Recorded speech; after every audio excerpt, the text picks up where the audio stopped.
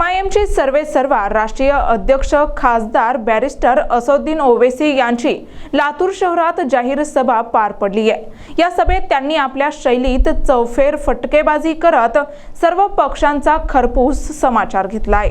सध्या देशात सुरू असलेलं वातावरण मुस्लिम समाजाला लक्ष्य करून एकतर्फी कारवाई सुरू आहे। केंद्र असो की राज्य सरकार असो, पोलीस आणि मीडियाला देखील एकच समाज दगडफेक करताना दिसतोय, दुसरा कोणीही दिसत नाहीये।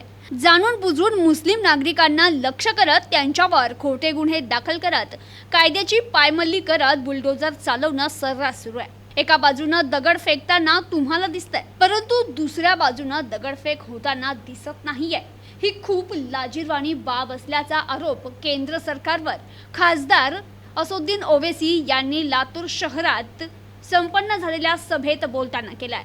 मीडिया हा मोदींचा भक्त बनलाय, मोदींशिवाय त्यांना काहीच दिसत नाहीये, अशी ही टीका त्यांनी मीडियावर केली आहे। राज्यसभेसाठी आम्ही कोणाच्या दारात थांबणार नाही, ज्याला गरज असेल त्यांनी यावं आणि बोलावं, अन्यथा आम्ही घरात बसणार, असं मत खासदार ओवैसी यांनी यावेळी व्यक्त केलंय।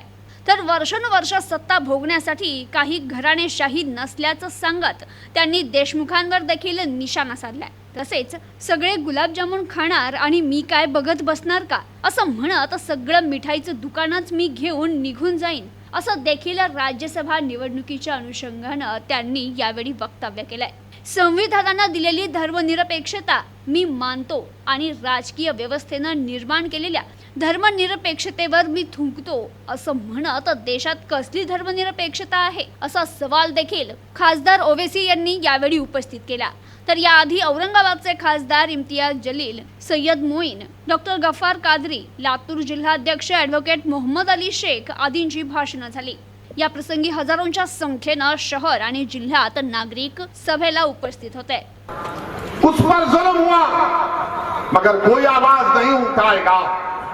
मेरे अजीज दोस्तों और बुजुर्गों, कानपुर में गड़बड़ हुई, मीडिया तो माशाल्लाह एक तरफा दिखाता है अपने पप्पा मोदी को ही सिर्फ। मीडिया के दो आंख है मगर एक आंख इतनी मोहब्बत में डूब चुकी है बीजेपी के, और दूसरी आंख में मोदी का मोतिया उतर चुका है, तो उनको दिखता ही नहीं है। मगर हर टीवी चैनल पर दिखाया जा रहा है ये मुसलमान पत्थर फेंका, मुसलमान पत्थर फेंका। अरे जब पत्थर फेंकता है तो दो तरफ से पत्थर फेंके जाते हैं, एक तरफ से पत्थर नहीं फेंका जाता, दो तरफ से पत्थर फेंके जाते हैं। और पुलिस का काम यह है कि जो पत्थर फेंकता उसको उठाओ आप, मगर यहां पर नहीं, यही लोग किए, यही किए, यही पत्थर फेंके, पेट्रोल पंप बनाए,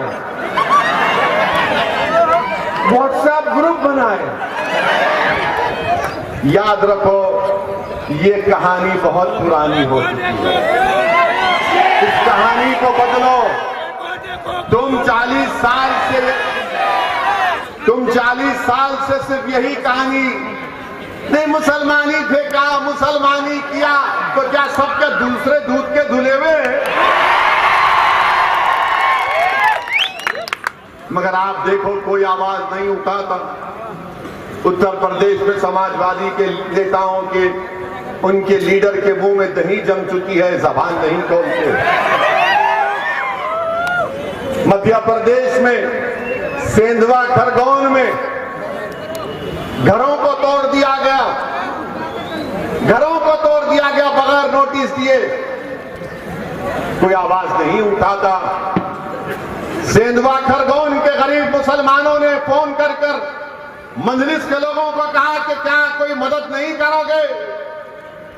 अल्लाह का फजल करम है, हमने कोशिश की, उसमें बताओ उसमें क्या सच्चाई है या झूठ है, मुझे बताओ।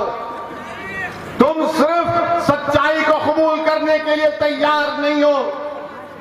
तुम मुझसे नफरत इसलिए करते हो कि तुम नहीं चाहते कि भारत का मुसलमान एक सियासी कुव्वत बन जाए। तुम मुझसे नफरत इसलिए करते हो कि तुम नहीं चाहते कि गरीब मुसलमान को इंसाफ मिले। तुम मुझको को गालियां इसलिए देते हो ताकि तुम नहीं चाहते कि मुसलमान पढ़ लिख कर उसके मुंह में जबान आ जाए और वो अपने इंसाफ के लिए खड़ा हो जाए। तुम मेरे जिस्म पर गोलियां इसलिए चलाई तुमने ताकि तुम नहीं चाहते कि मैं जिंदा रहूं और गरीब और मजलूमों की दास्तान को, इंसाफ को बयान करूं। मगर सुन लो गोली मारने वालों, सुन लो मेरे दुश्मनों, मैं मरने के लिए तैयार हूं। क्या तुम मरने के लिए तैयार हो? बताओ गोली चलाने वालों। मुझको मारने वालों, याद रखो, तुमको भी मरना है, मुझे भी मरना है एक दिन। मैं मौत से नहीं डरता, मैं डरता इस बात से हूं कि जब खबर में तुम और हम जाएंगे, जब हशर का मैदान होगा, तो हम कैसे अपने अमाल का हिसाब देंगे। मैं यहां पर आया हूं तो लातूर में आपको लीडर बनाने के लिए आया हूं। मैं भारत के जिस कोने में जाता हूं वहां पर कहता हूं कि आपको नेता बनना है, आपको कायद बनना है, आपको क़यादत करना है। और क़यादत किसी घर का या खानदान का हिस्सा नहीं रहेगा। अगर कोई किसी बड़े बाप का बेटा है या किसी खानदान का चश्मो चिराग है तो जरूरी नहीं है कि वही क़यादत करे। क़यादत वो करेगा जिसके दिल में सबसे पहले अल्लाह का खौफ होगा और शैतान का दुश्मन होगा। कुछ नहीं होने वाला है। जो लोग आकर तुमसे कहेंगे सेकुलरिज्म है, कहां का सेकुलरिज्म है बताओ? जो संविधान में सेकुलरिज्म मैं उसको मानता हूं, जो सियासी सेकुलरिज्म है मैं उस पर थूकता हूं। ये सियासी सेकुलरिज्म क्या है सुनो आप।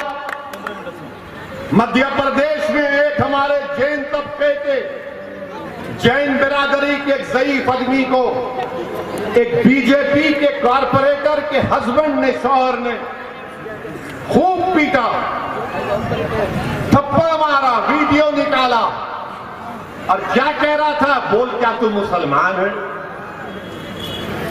4 थप्पड़ मारता, बोल क्या तू मुसलमान है?